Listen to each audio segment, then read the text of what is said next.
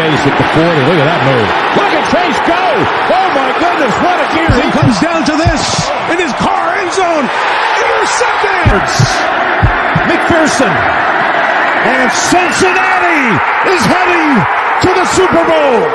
Toss here. Mix is going to throw. Open man. Caught. Higgins. Touchdown. Drives. Touchdown. Joe Burrow has his first rushing touchdown of the season.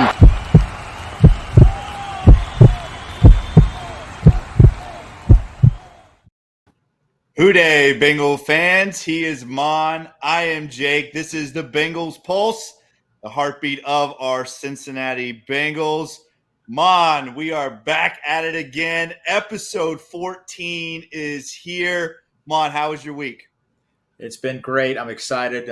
Football season to me has officially started, and we're just a few weeks away from actual games. I can't believe it, and I'm excited about today's show.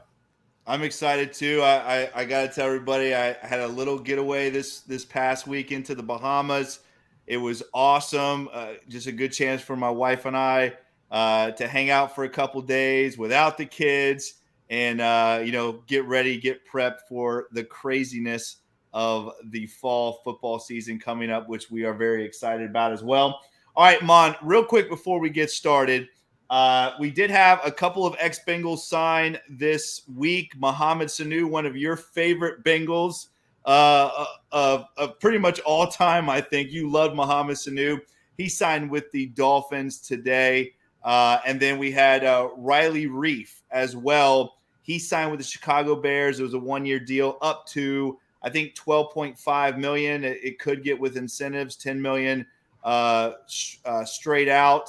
I don't know the Mohamed Sanu details, but always like to keep up with our ex-Bengals.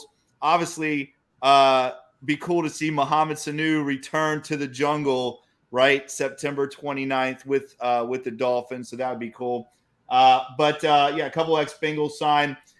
Maan, some of the big news this week, obviously, with training camp getting underway. We had Joe Burrow. Joe Burrow is getting minor surgery, Bengal fans. He is getting appendectomy. I guess he wasn't feeling good the last couple days and was diagnosed with appendicitis. And they are going to do an appendectomy on him. I'm guessing that's going to be fairly soon, probably this week sometime. Real quick, Bengal fans, Paul Daner, our guy at The Athletic, he reported this came straight from Tracy Childs, MD, who is the chief of surgery at Providence St. John's Healthcare Center in Santa Monica, California. Dr. Childs says that he has been doing this surgery for 40 years. They call it the bread and butter surgery because it is so common and very, very little in invasiveness with this surgery. He thinks he'll probably miss 1, maybe 2 weeks, depending on how he feels. So Bengal fans, once again, it's going to be okay. It's an appendectomy. Maan, you had an appendectomy. Is that right? I did many years ago in the 90s, and Bengal fans might not like hearing this. I had some complications, actually. They went in to do it laparoscopically, which is like the Band-Aid procedure, very common, and they found out they couldn't actually take it out that way. So they had to go in the old-fashioned way and remove it, which basically knocked me out for about a month. But I don't think that's going to happen to Joe. But, yeah, I had it done, and it's very common, and this is going to be about a 10-day thing for him. He'll be back within 2 weeks. Well, Maan, although you are a great athlete, and we all know advanced genetics. Your advanced genetics. I think Burrow's probably got a couple of steps, couple of levels on you when it comes to athleticism. I don't know, man. I don't know. Plus, like you said, yours was done like back in the Wild West. You know what I mean? Yeah. Where they use saws and scissors and all this crazy stuff. So yeah. I'm sure Joe will be fine, Bengal fans. Everything will be fine. I do want to point out, though, we were hoping for his first offseason with no glitches, right? Because he had COVID the first one, coming off of ACL the second one, and now we got this little bump. But this is a little bump compared to the rest of them, maybe a week, maybe 2. I'm Right. sure Joe will be back sooner than later. Again, Mon, nothing against you, but Joe is probably the best quarterback in the NFL. He's an elite talent. So I was not that you're special not. myself. I was special back in the day. Not that you're back in the day. All That's right, right. Mon, we got more news. Again, this has just been a crazy since we've had our last show. There's been so much Bengals stuff going on. The Ring of Honor was announced. Willie Anderson, Isaac Curtis, you and I could not be more happy. Two very deserving guys. Congratulations to Willie Anderson and Isaac Curtis.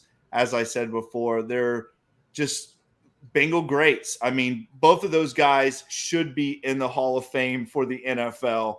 So obviously it makes sense that they are in the Ring of Honor, Mom. Yeah, it was great to see. They're, like you said, they're both very deserving. And you know what?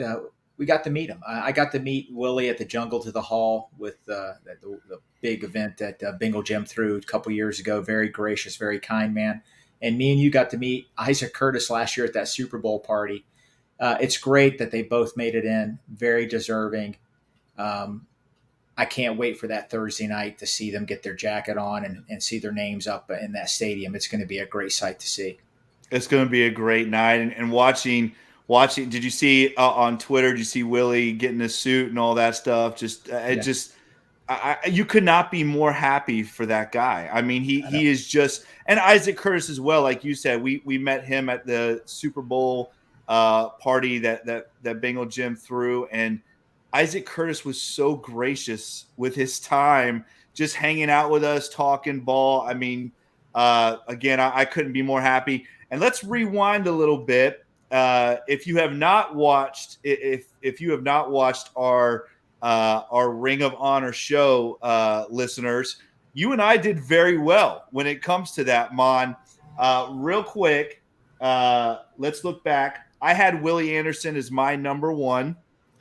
You had him as your number 3. I had Isaac Curtis as my number 4, and you had him as your number 2. So both of us got one of our guys in, and both of us in the top 4. Not bad, Mon, not bad. We did pretty good with that one. We were in the ballpark. Yes, absolutely. And I will say this too. I really the Isaac Curtis one, it seemed like there was a little bit of surprise. Did you get that same feeling?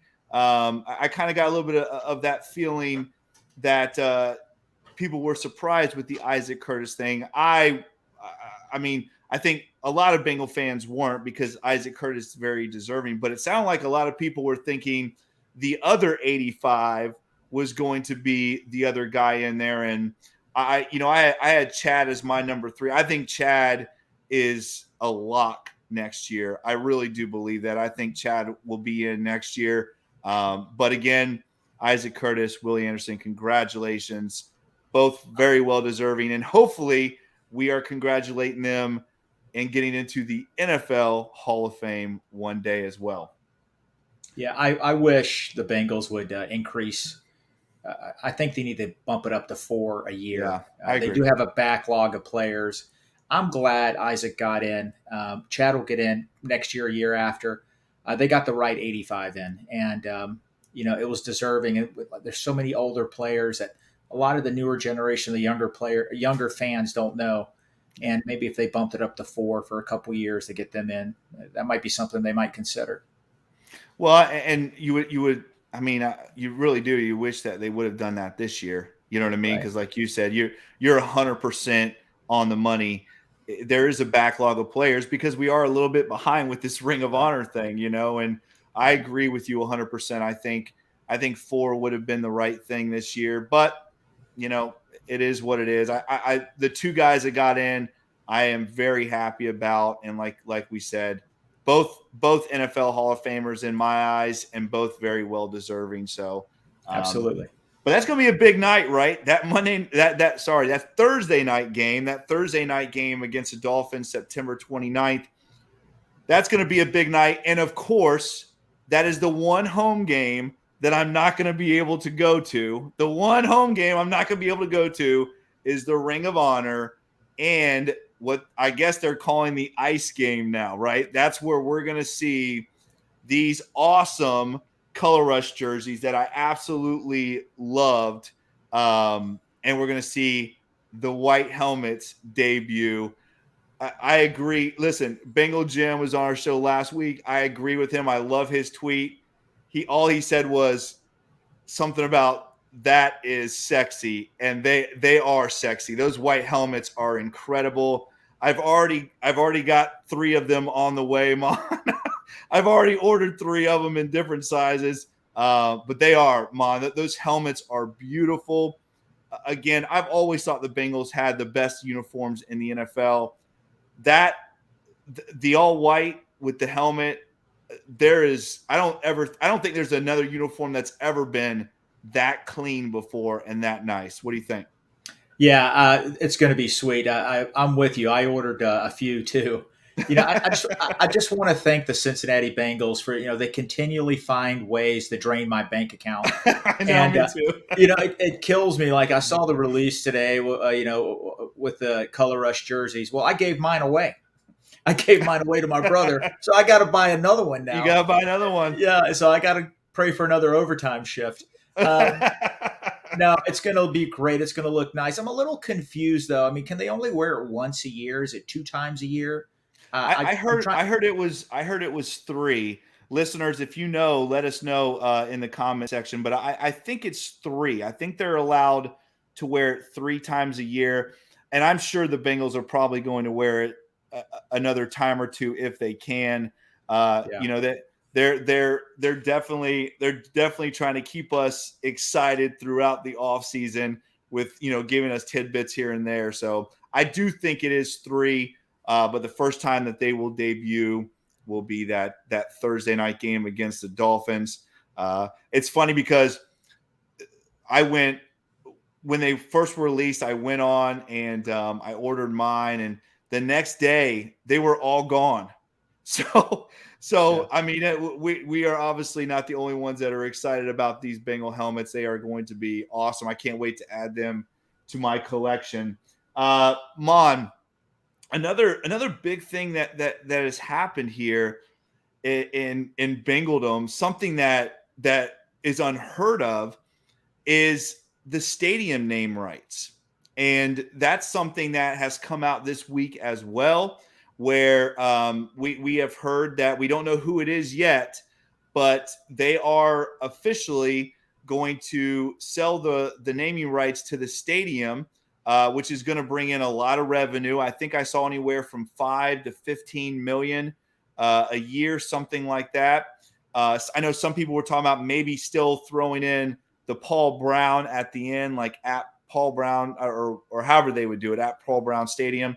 But what do you think about that? That's big news, right? That's really big news, something that we never thought we would see. Yeah, I'm glad they're finally doing it. I personally think it should have been done years ago. Paul Brown, I think the name's still going to be incorporated in there. Yeah, I do. It's an iconic name. I'm interested to see who it's going to be. There's a lot of Fortune 500 companies in Cincinnati. I think 8 of them, which is a lot for that size city. And I could see one of them ponying up and spending a lot of money and getting that. Hopefully, 10, 15-year deal. And, that could help with player contracts. Yeah. And potentially maybe renovating Paul Brown Stadium, because like we asked Bengal Jim last week, that's coming down the road, and it is going to be a fight. It's going to be interesting to see how that turns out.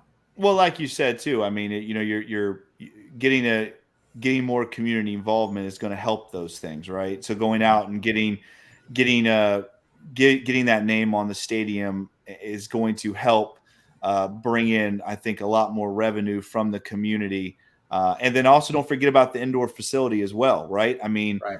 This is all things that Mike Brown, and he talked a little bit about it at the Turtle Soup Luncheon, which we are going to get to next. But he touched on that just a little bit, in saying that, listen, we got a lot of things going on in Bengaldom, basically, and we got to find ways to bring money in. And I'm with you. I think we're seeing the old Bengals just become this new generational thing, and it's so awesome to see with the social media, the Ring of Honor, the indoor facility, the naming rights. It's all hitting us at once. It like the dam broke. And it's just really exciting to see our Bengals stepping up into this new generation of the NFL. Yep. Yep. It is. And I'm glad, like I said, you mentioned Mike Brown. We are going to touch base on it in a few minutes. That added revenue is going to be needed because we have massive contracts coming. The Bengals are going to have to contribute quite a bit to get that stadium renovated. And, it's not just naming rights. They sold out all their tickets this year. All the advertisers they had before, they're charging more to advertise this year because, hey, they're a Super Bowl team. The NFL is about to sign a contract with Apple to take over the Sunday ticket. They're estimating anywhere from $50 to $80 million extra per team. That's crazy. So money is not going to be a problem. And you know what? I shouldn't say that. But money is going to be coming in. And, when you win, you know what? Those coffers open up and revenue and you start accumulating that. And good for the Bengals.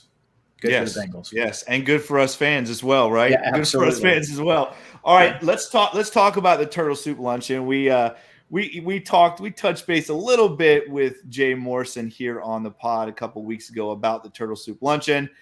Something that you and I always look forward to because obviously that's really the first time where we get to see Mike Brown, the head coach, Zach Taylor, the coordinators, these guys coming out and talking about what they are looking forward to coming up in training camp and what's been going on. And because, a lot of the stuff that we hear during the offseason, a lot of it's hearsay because we're not hearing a lot from the actual sources.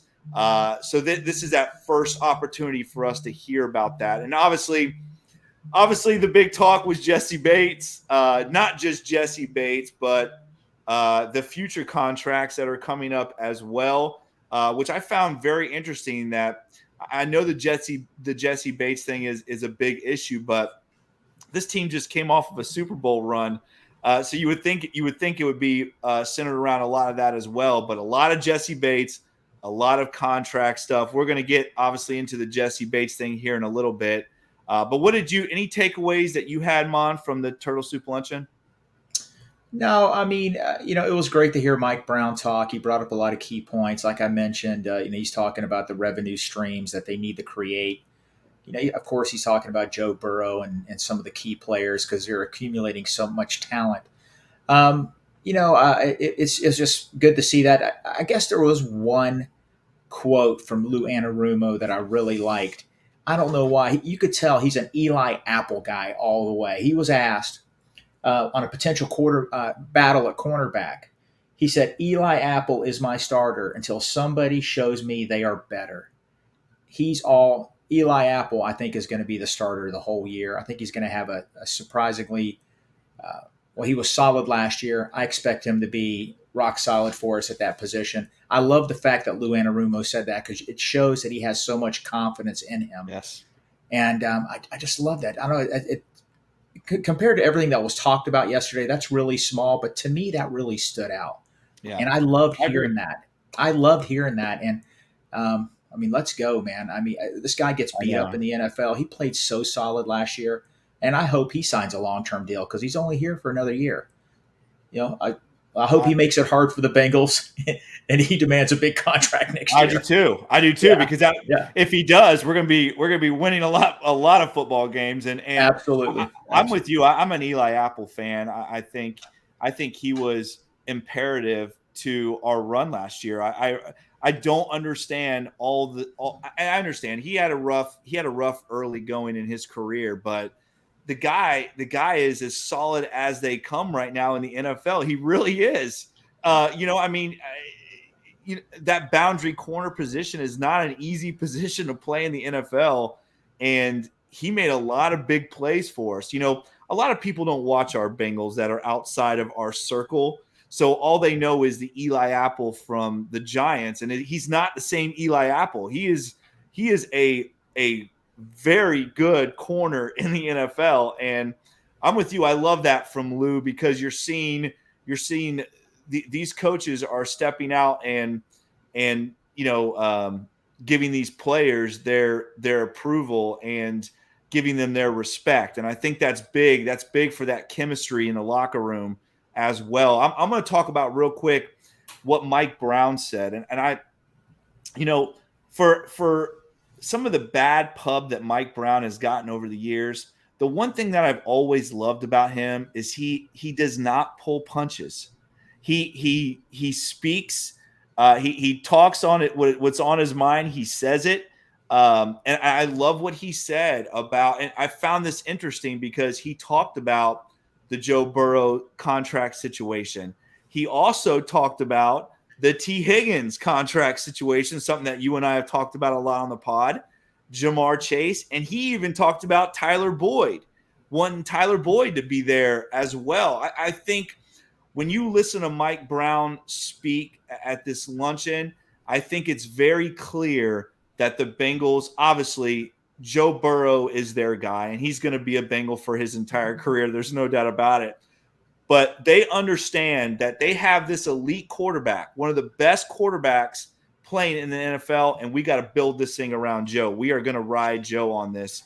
And when you understand that when you hear about Tyler Boyd, T. Higgins, Jamar Chase, when the owner of the Bengals is talking about these guys are absolutely huge to get signed back up, I think that was very interesting. I really do. I really appreciated and respected Mike Brown's honesty because he was very honest at that luncheon. Again, he did not pull any punches. It wasn't just coach and owner speak. So let's talk about the Jesse Bates situation. All right. So we're going to do a little point counterpoint. I used to love this on SNL when they would do it. Obviously, they did it as kind of a goof. But Maan, you're going to be the point, so you're going to go first. You and I obviously see very differently on this contract situation with Jesse Bates. So I'm going to let you go first because, as always, it should be age before beauty. So Maan, give me your point on the Jesse Bates contract situation. Okay, listen, I'm on the record. Previous shows, I wanted a long-term deal. I think he's one of our best players. We drafted and developed him. We don't let star players leave. We're not supposed to. Arguably, he was our MVP of the playoffs. He had a key pass breakup against the Raiders late in that game, right before the interception by Jermaine Pratt. That was a key pass breakup in the end zone. He had the tone-setting interception against the Titans. That set the tone for that game. Yep. That was the first play of the game, right? It was. Offensive play. The play in overtime against the Chiefs where he tipped the ball away from Tyreek Hill and Von Bell picked off. That was caused by Jesse Bates. Also, he had an interception in the Super Bowl. Listen, I think the Bengals could have sweetened the pot a little bit and made this work. You just mentioned about all the receivers, Joe Burrow. That's all legitimate. I get it. We have a lot of stuff coming up down the road. I for one, I just want the Bengals to live in the now, not always look 2-3 years down the road. Jesse Bates is a key player to this team, and I'm just concerned if he has a prolonged holdout, how's it going to affect team chemistry? Because he said today that he doesn't plan on playing for the Bengals this year. I don't see that happening. He's not going to walk away from $12 million or $13 million. But still, if this drags on until September, maybe November, how's that going to affect team chemistry? Because he was a team leader. One thing that really irritates me about the whole thing, you go on Twitter, a lot of Bengal fans are taking it very personal. And I mean, why? I mean, what's Jesse Bates supposed to do? I mean, let me ask you, Jake, do you think he's a top 10 safety in football? Yes. Okay. Well, the Bengals don't. Because they offered him, according to Ian Rappaport, $17 million to sign. That's not even in the ballpark compared to the top 8 safeties in football. It's not even close. Mika Fitzpatrick, $36 million in guarantees. Jamal Adams, $20 million in guarantees. Harrison Smith, $26 million in guarantees. Justin Simmons, $35 million. Buda Baker, $33. Eddie Jackson, $33.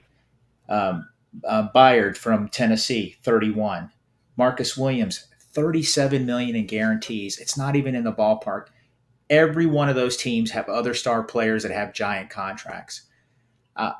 I think the Bengals could have and should have found a way to sign them. They're conservative in nature. I appreciate that. We don't want, salary cap hell down the road, but we have a Super Bowl caliber team. Let's go all in and keep our star players. Like we talked about a few minutes ago, Apple's buying the NFL Sunday ticket, naming rights for the stadium, sold out season tickets. There is revenue there. There is money there for these future signings and to sign Jesse Bates. I feel it was a mistake. I hope he comes in and plays lights out, plays injury-free football, and leads us to another Super Bowl. But I think it's a mistake, and I wish they would have found a way to make it happen. Unfortunately, I just don't see it. I think they're going to separate after this season. I think he'll leave, and they'll probably end up getting a comp pick in the draft in a couple years. But that's my point. I think they messed up. You ignorant Maan. Yeah. You like how I did that? That was clever. I like right? it. That was good. That was clever. Nobody knows Saturday Night Live back in the 70s. It's all good. Okay. All right, so let me counterpoint this, Maan, and I'm going to go in a different direction here. And the one thing I do agree with you is this: I wish they would have got something done too, but at what expense? At what expense, Maan? First of all, let me go back, and you were talking about all of these other safeties that teams threw money at. So the highest safety paid right now in the NFL is Minkah Fitzpatrick. Next, you have Adams with the Seahawks, Smith with the Vikings, and Simmons with the Broncos. Those football teams are not in the same situation as us. They're not. They don't have the elite quarterback that is about to get paid between $50 and $60 million a year. No doubt about that. They don't have the two number one receivers that are also down the road. They don't have those type of players. You look at the Steelers. The Steelers can afford to throw money at Minkah Fitzpatrick because who else are they going to throw money at? Mom, they don't have any talent on offense. None. They have no offensive threat at all to throw money at. Same with Adams with the Seahawks. Who do they have money to throw at? They have no money to throw at. These teams, Mom, that are throwing money at the safety position, which again, in the NFL is not a very high valued position. It's just not. That's not saying it's not important. I'm just saying it's not valued in the NFL. Quarterback, receiver, edge rusher, offensive line, corner, all of those positions are higher up on the hierarchy of valued position. Again, I'm not saying it's not important. I'm not saying Jesse Bates isn't important. Jesse Bates is one of my favorite Bengals. But when you start throwing $18 and $19 million at Jesse Bates, now you are putting yourself in a very tough situation. And I know all these pundits say, there's money, there's money, there's money. Well, those pundits are not in the Cincinnati Bengals situation. The Bengals are in a very interesting spot. They got an elite, probably the best quarterback in the NFL. I'm just going to say it. They got the elite quarterback that is going to get paid between 50 and 60 million. They have an elite number one wide receiver in Jamar Chase, which is he's going to pull in about 30 million. I know that's a little bit further down the road. T. Higgins, you heard Mike Brown. T. Higgins is going to be a Bengal. I am telling you right now, I'm calling it. I don't care what anyone says. T. Higgins is a very high priority for the Cincinnati Bengals. T. Higgins, if the Bengals win that Super Bowl, T. Higgins might be the MVP. It's either him or Logan Wilson. And then you got Logan Wilson, who is going to be a Bengal for a very long time. Again, linebacker, not in that top 5 value, but definitely a higher value position than safety. It's just that's the way of the NFL. You're naming off guys, Minkah Fitzpatrick, Smith, Simmons, Adams. Those guys are all solid players. they're not worth 18 million, 17 million. Those guys aren't worth that. Minka Fitzpatrick's not worth almost 19 million a year. He is above average at best. You can't. He is, Mon. He is above average. You're He's saying above that average. because he's a Steeler. You're saying He's that not, because listen, you're making it personal. He's a great I'm not making it player. personal. Yes, you are, because he's a Steeler. Minka Fitzpatrick's not elite, Mon. Is he? You think Minka Fitzpatrick is he better than Jesse Bates? I think he is a very, very, very good NFL player. That's not what I said. That's not what I said. think he is better than Jesse Bates. I do. Is he elite? I do. Minka Fitzpatrick is elite. Yes. Oh, no. I Mon, think you are so wrong. You are so wrong, Mon. You are so wrong. But let me finish. Let me finish what I was saying. So T. Higgins. Let me ask you this. Let me ask you this too. So you got T. Higgins, you got Logan Wilson, you got Jamar Chase, you got Joe Burrow. Those guys are going to be Bengals. Logan Wilson, again, it's hard to talk about him because his contract's not going to be in the same ballpark. But if it came down to it, Mom, and I said to you, you have to pick either T. Higgins or Jesse Bates, who are you taking? T. Higgins. Absolutely. Of course you are. And the that's what the Bengals are doing as well. The Bengals love Jesse Bates. And you heard the coaches talk at the luncheon.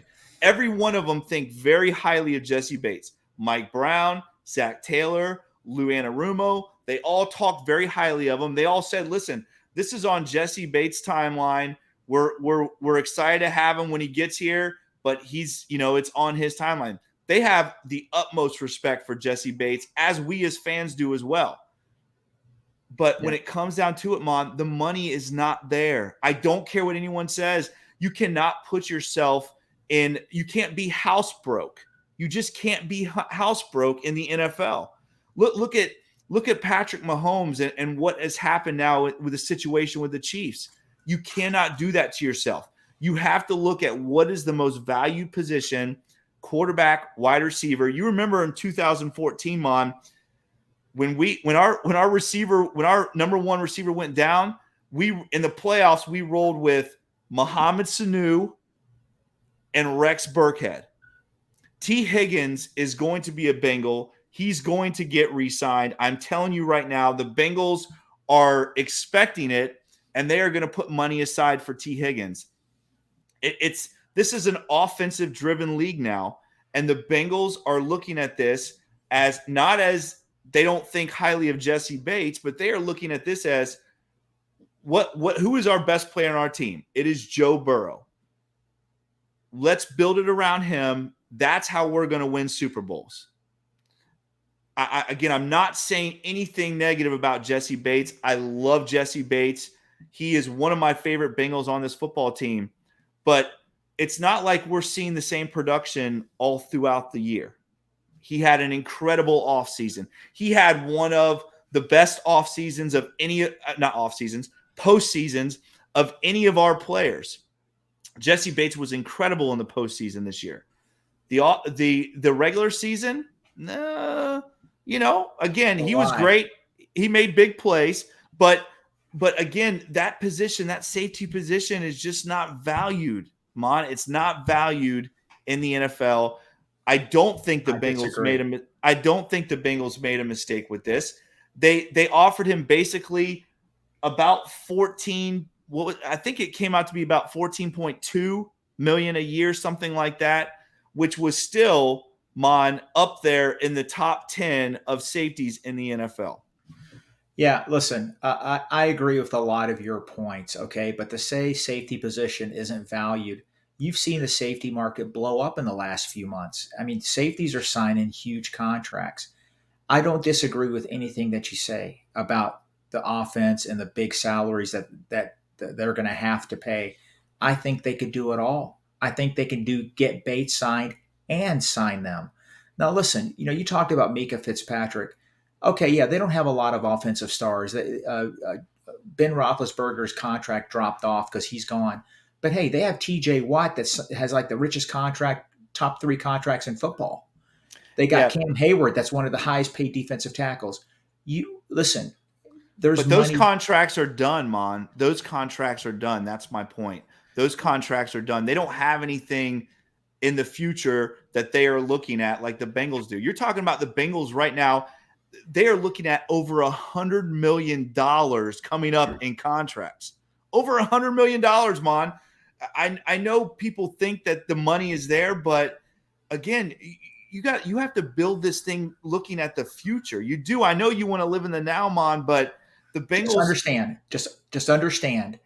Change the name next year, the year after. There's going to be another Bates, but change the name of that player because we're going to lose key players because they just simply don't have the money.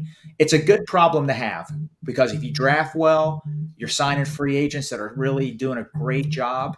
It's good to have that problem because, hey, we're accumulating talent. We can't keep them all. Remember we talked about the 2015 team that last year, Sanu was up, Marvin Jones was up.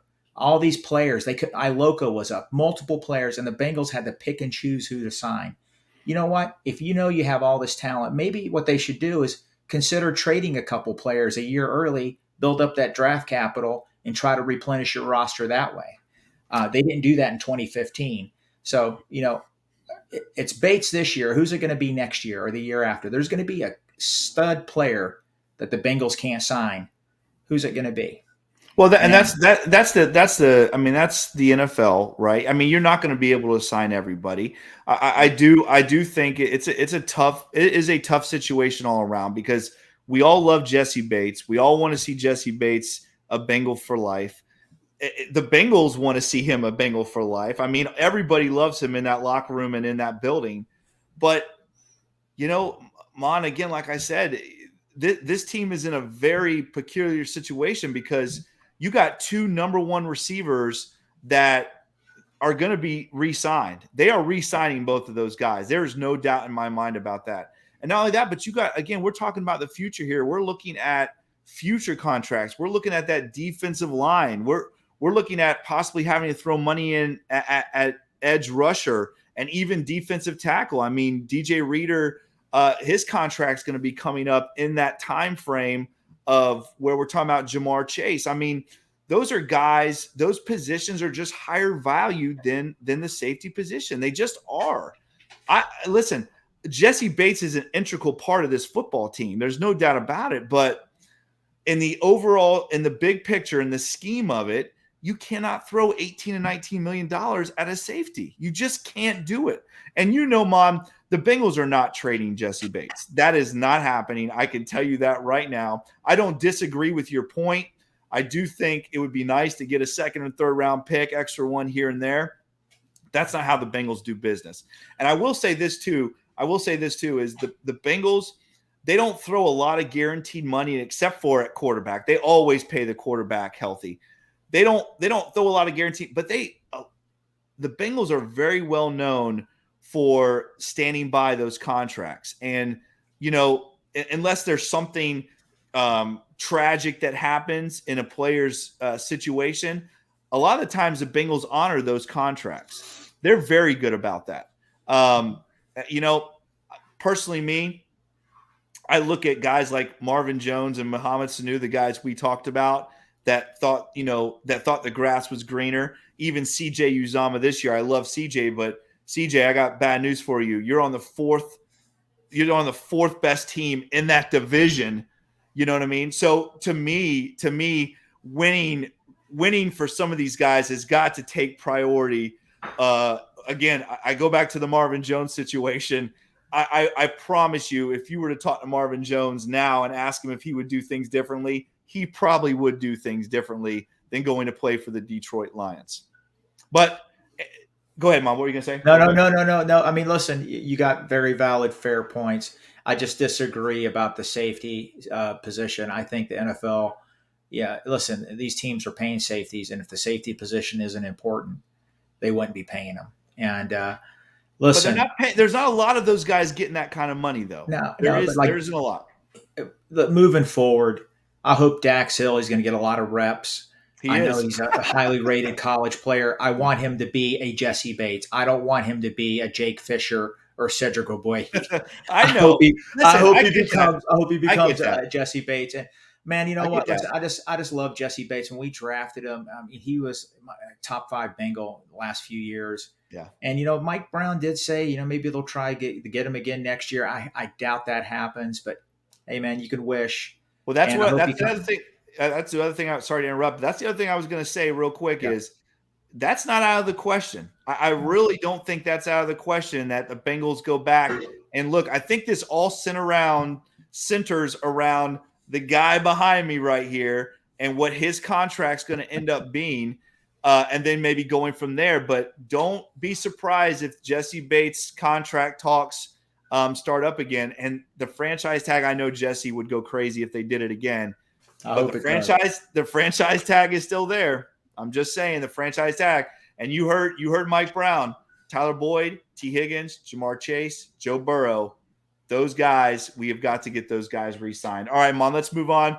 That was a great point. Counterpoint. I obviously won, but that was a good job by you. Of course. No, I think the one thing we can both agree on is this. We both love Jesse Bates, and we want to see him for at least one more year in a Bengal uniform because the guy is just a class act, and he's second to none. And I hope that we see him again in a Bengal uniform, and I think we will. All right, real quick, Mom.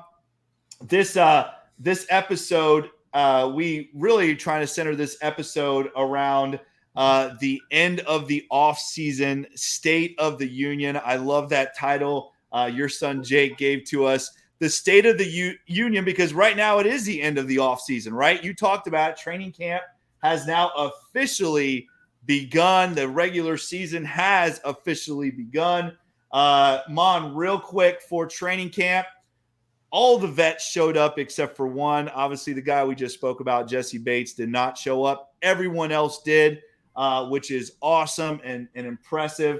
We had 5 guys go on the PUP. Again, Bengal fans, don't get all excited about these guys being on PUP. PUP, this could be 2 days. This could be 5 days. It could be a week.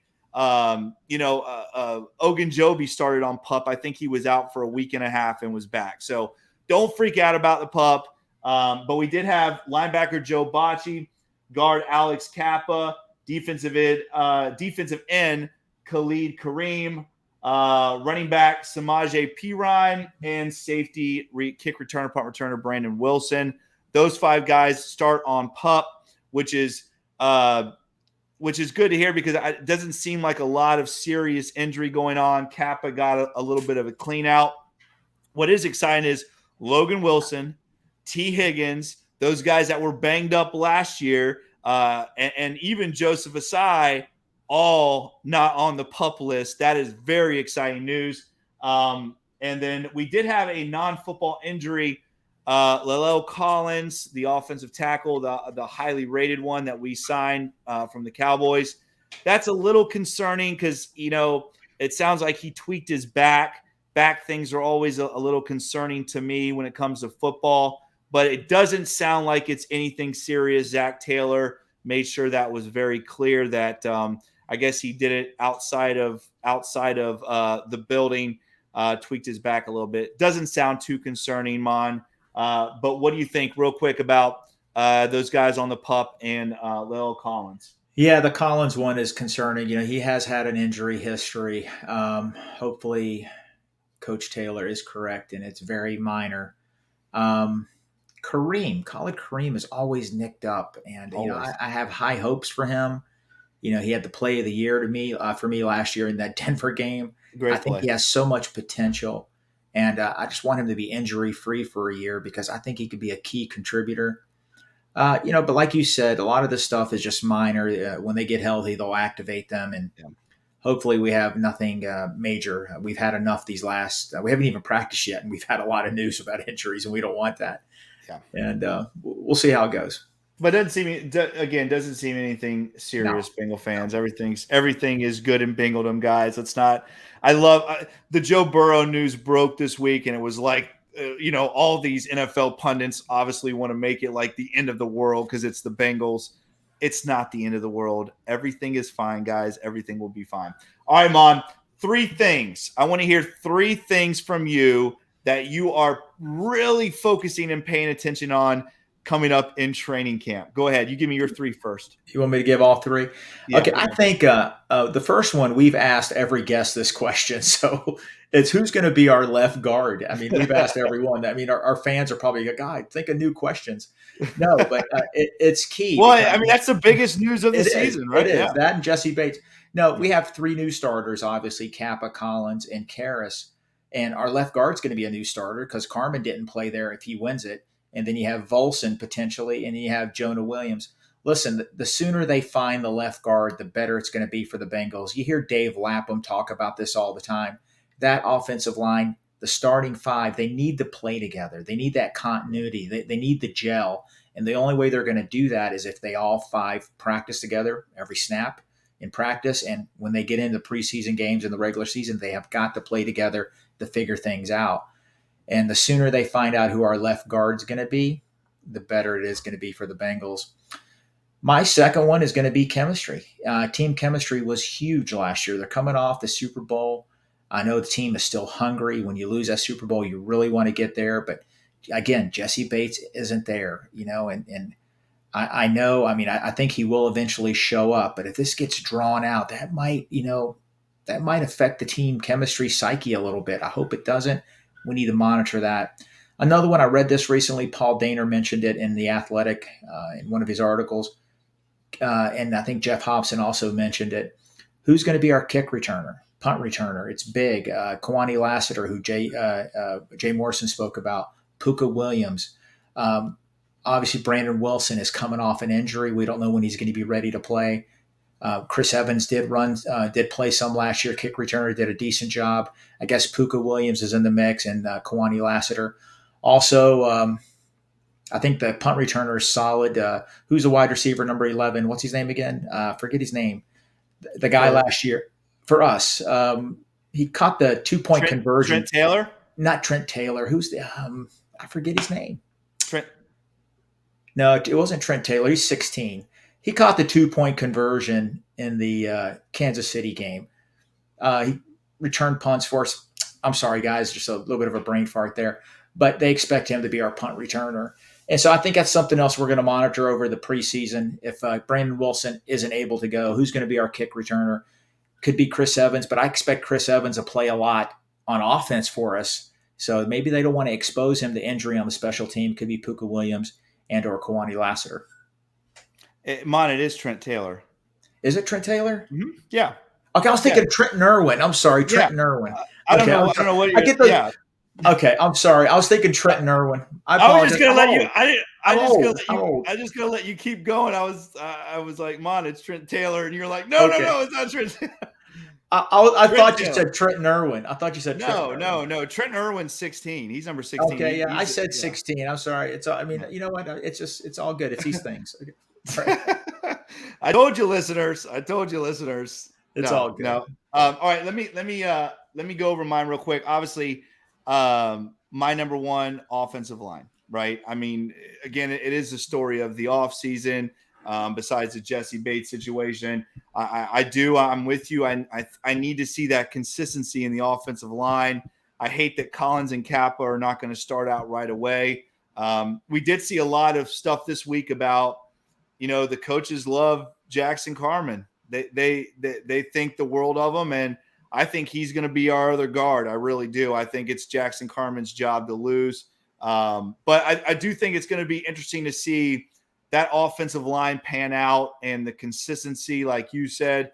I really want to see that. And again, it's a little concerning. We knew Kappa wasn't going to probably start right away, but seeing Collins not there, I don't like to see that. But that's one thing I'm looking for, obviously, with the offensive line. My number 2 is those defensive backs, those rookies that we drafted. I mean, Dax Hill and Cam Taylor-Britt, I think, are going to be huge contributors this year. I still think those guys are going to get a lot more reps than people think. Obviously, Dax Hill's going to get a ton of reps until Jesse Bates gets there. Coach Taylor talked about that at the luncheon. But I'm really interested to see how Tyson Anderson, Alan George, the young man that we had on our show, those young DBs that are fast, athletic, long, versatile. They can play all these different positions. I am really excited to see not just the DBs, but these other young defensive players as well, these defensive linemen that we brought in. It's very interesting to me to see how these rookies are going to integrate onto a Super Bowl contending team, because we haven't really seen this in a long time, right? Where we have this roster that is so loaded with talent. And now it's going to be fun to see how these rookies, like I said, how these rookies kind of gel and find their way onto this roster. And my number 3 is wide receiver number 4. Again, I think the depth at wide receiver is still not there. I love Trent Taylor, Maan, number 11. I love Trent Taylor. I love him as a returner. And I think he could get some play in at a slot position. But, and Mike Thomas, he had some big catches here and there last season. But that number 4 receiver spot, I'm very interested to see how that all pans out. I'm interested to see if they bring somebody else in still, which I think is still a possibility. I think that is. I really think that is. Yeah, I do too. I do too. And I'm just interested to see how all that kind of pans out. And I'll throw one more out there. I'm really interested to see these young guys that we have on this team that we love and we're so excited about. This team is being built with all this incredible young talent. I mean, every player on our team is under 30 years of age. I'm really excited to see these young guys have another year under their belt and see what we get out of the Jamar Chases in year 2, the Joe Burrows in year 3, the T. Higgins in year 3, the Logan Wilson in year 3, all these young guys that are leading this football team. I'm very interested to see that maturity process and where they go to the next level with those guys. So it's very exciting, Bengal fans. Training camp right here, right now, it's begun. The regular season has officially begun. That is another episode of the Bengals Pulse. Guys, check us out on Apple, Stitcher, Spotify, and all those other podcast platforms. Make sure you like, share, and subscribe this podcast. And guys, if you got some extra time, make sure you give us that 5-star review. We would really appreciate it. To all of our listeners, follow us on Twitter at Bengals_Pulse9, and on Instagram, the same without the at, Bengals_Pulse9. Guys, 2 things real quick. Make sure, Trent Taylor, that's going to be the name. That's going to be the name of the pod now. I'm going to bring it up every pod. Listeners, make sure that you comment in the comment section about the Jesse Bates point counterpoint. I'm interested to see. Take sides. Let us know who you think is the right one. Bring it. Let us know who you agree with. Again, also, listeners, if there's anything you want us to talk about on the pod, any questions you want us to answer, make sure you write it in the comments section as well. We love to see those comments. And last but not least, make sure you check out all of the awesome Bengal podcasts and content that you are going to get right here on the Wincinnati Pod family. Make sure you check all of those guys out. All right, guys, that's another edition of the Bengals Pulse. He is Maan. I am Jake. Thanks for tuning in. Hoo day, Bengal fans. We will see you next week.